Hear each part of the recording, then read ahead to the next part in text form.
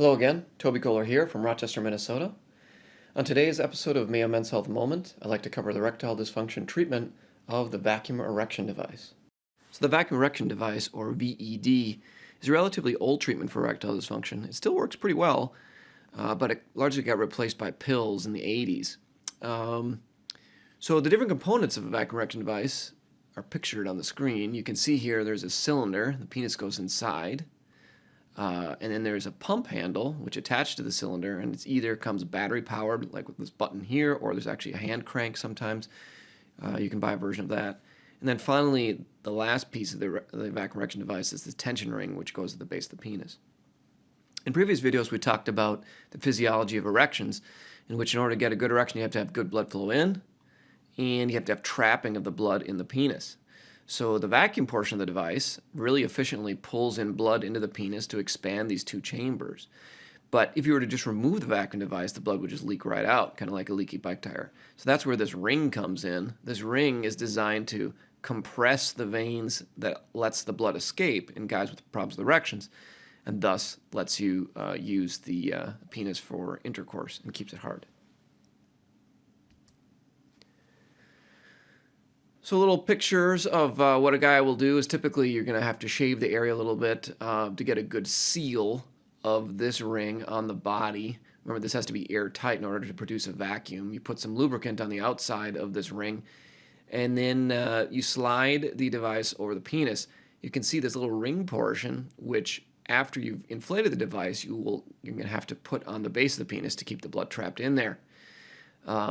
Pretty straightforward.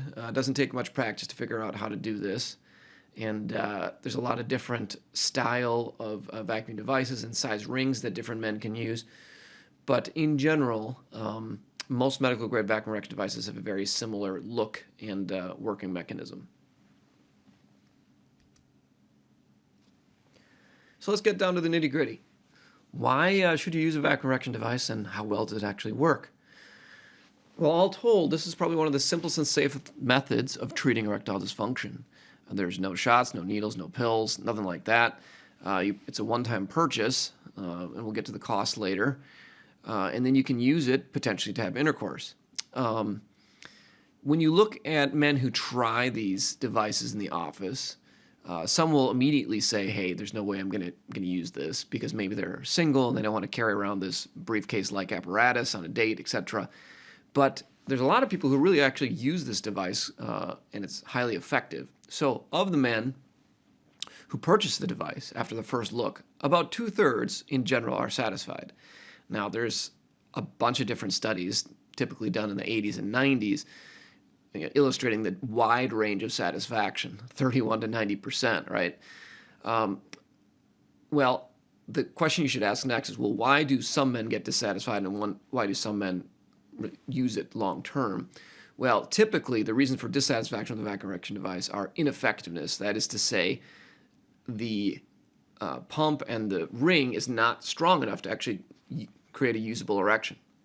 Turns out that if you have problems with erections that's purely based on blood flow in, the vacuum erection device is very, very effective. If you have venous leak or severe venous leak, or you have erectile dysfunction that comes from damage to the nerves, sometimes the vacuum erection device does not work as well. The only way to really know is if you try it. Some men complain of minor discomfort with the device, which typically gets better with use. Other men complain that it's cumbersome, it's not very spontaneous, or the partner doesn't like it. The penis is a little bit cold when you use the vacuum erection device because you're pulling in venous blood for the most part, which is not as warm as arterial blood. But that being said, this is a great treatment for many men who use it for sex. There are many couples that swear by this approach, and they're very happy that they purchased it. There are other reasons other than trying to use the device for intercourse that you may want to consider buying a vacuum erection device. Prostate cancer is very common, and one of the most common treatments is to remove the prostate with a surgery called a radical prostatectomy.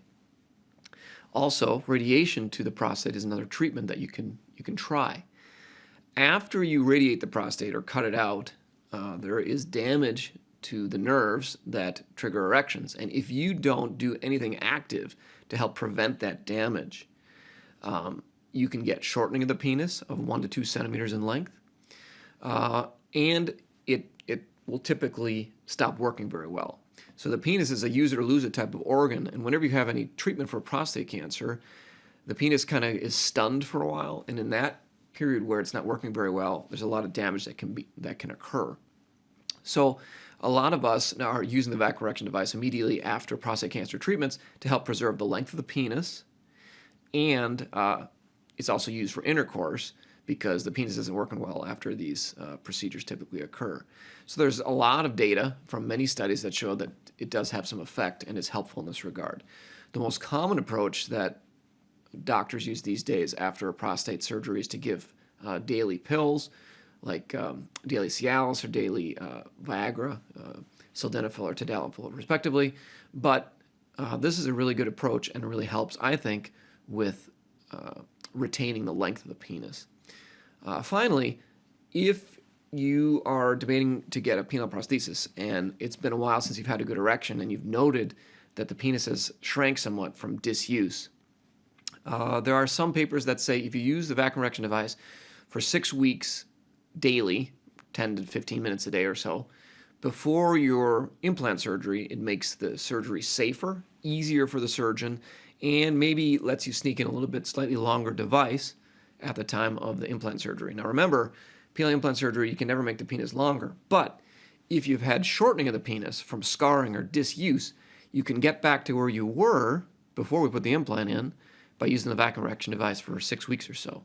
And so a lot of my patients will use this, and they swear that they do get some length gained back, which they had lost because of disuse. Okay, so now you know why you may want to use it. What are the risks, cautions, and cost? Well, let's cover cost first. So typically these devices are around $300 to $400. If you get the battery-powered version, they're a little bit more expensive.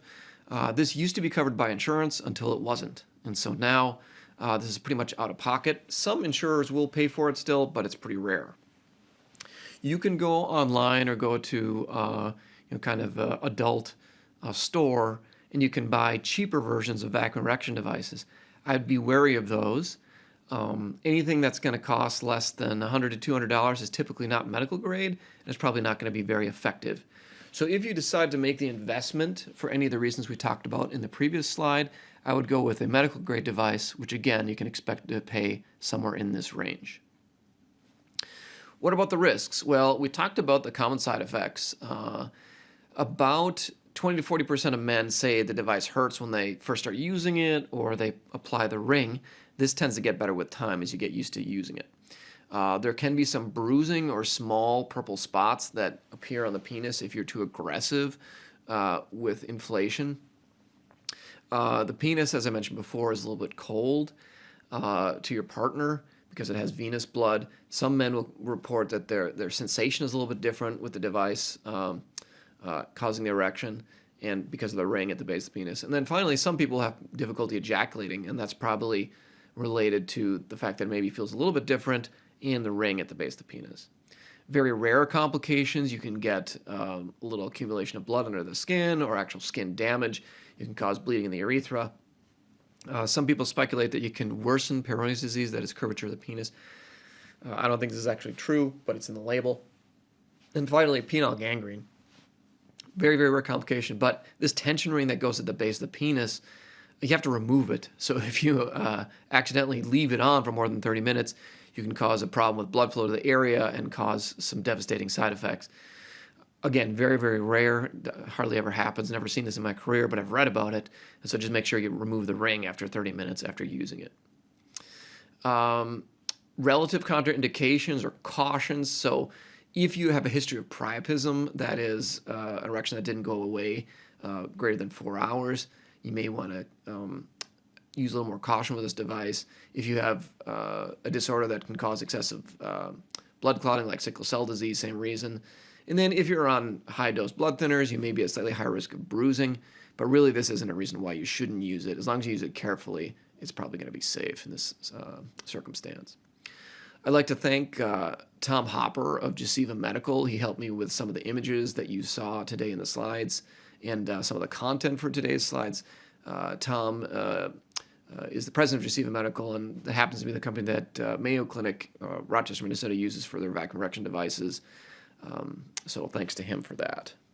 Well, I hope you found that video useful. As always, if you have questions, please email us at the address on the screen or give us a call to set up an appointment. Till next time, Toby Kohler signing off for Mayo Men's Health Moment.